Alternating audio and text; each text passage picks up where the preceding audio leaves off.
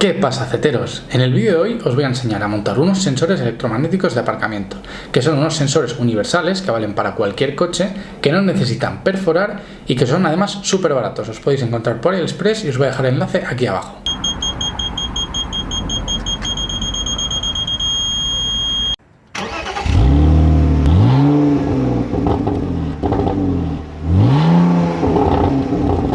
Muy buenas a todos y bienvenidos a mi canal, y hoy estamos otra vez con el Z4. ¿Y qué vamos a hacer? Pues vamos a montar unos sensores de aparcamiento de los cuales no hay que perforar el paragolpes. Primero compré una cámara de marcha atrás, después compré unos sensores de aparcamiento de estos que había que taladrar el paragolpes, pero no me hacían mucha gracia y estar taladrando el paragolpes como que, no sé, me daba un poco como de respeto. La cámara de marcha atrás estaba bien, pero necesitas una pantalla, la cual yo no tengo. Entonces tenía un retrovisor que tenía pantalla y tal. Lo que pasa es que para pasar el cable era una historia, ya que por el techo evidentemente no lo podemos pasar, así que lo descarté. Y finalmente encontré unos sensores de aparcamiento que son electromagnéticos, que se adhieren dentro del paragolpes y no es necesario perforar absolutamente nada, con una alerta acústica de proximidad. Por lo tanto, esa va a ser lo que vamos a estar montando hoy. Así que lo primero que vamos a tener que hacer es desmontar el paragolpes, y para desmontar el paragolpes nos vamos a ir al paso de rueda trasero y vamos a quitar 3 grapas. Lo segundo que vamos a hacer es quitar 5 tornillos que tenemos en la parte de abajo del paragolpes, 2 en el lado derecho, 2 en el medio y 1 en el lado izquierdo, ya que tenemos el escape.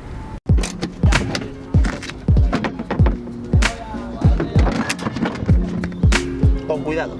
Y bueno, una vez tenemos el paragolpes quitado, ahora vamos a ver dónde lo ponemos.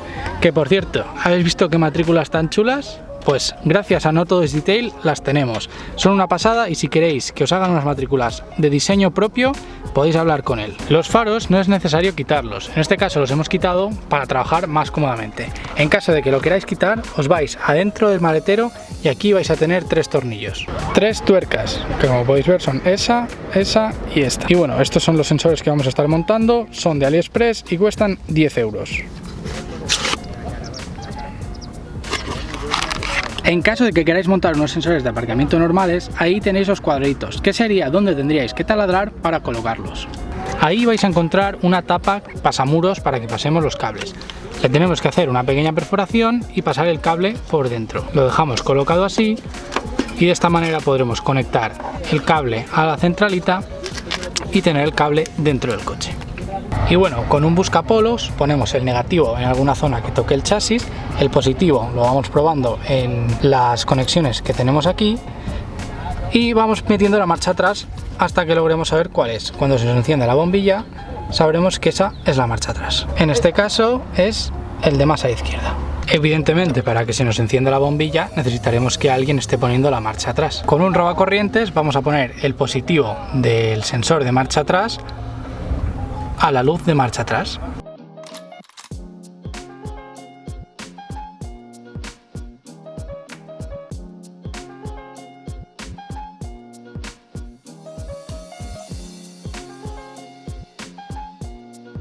Pelamos el negativo del sensor y ponemos el negativo a algún sitio que nos haga masa.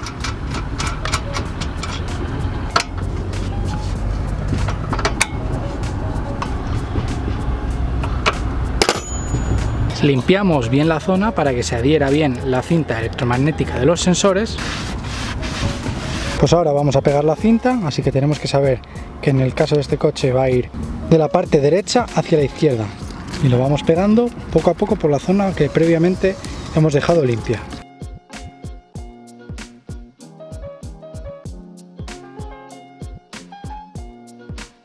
Y la parte sobrante se corta. Una vez puesta la cinta, fijaos de no ponerlas en los laterales, ya que si no detectaría el movimiento lateral y no os permitiría aparcar bien en distancia hacia atrás, que es lo que nos interesa. Además, estas cintas solo miden el movimiento, es decir, si os paráis y tenéis un objeto cerca no va a pitar, solo va a pitar cuando os estéis moviendo.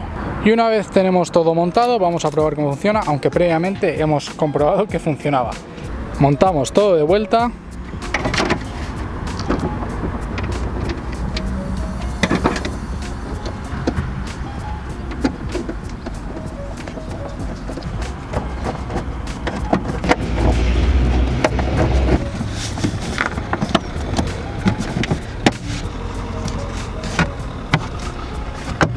Ya tenemos todas las tapas puestas, los guarnecidos y el altavoz lo hemos pegado en esta zona de aquí, porque el pitido es tan alto que se escucha perfectamente desde dentro. Y así es como suena cuando me acerco.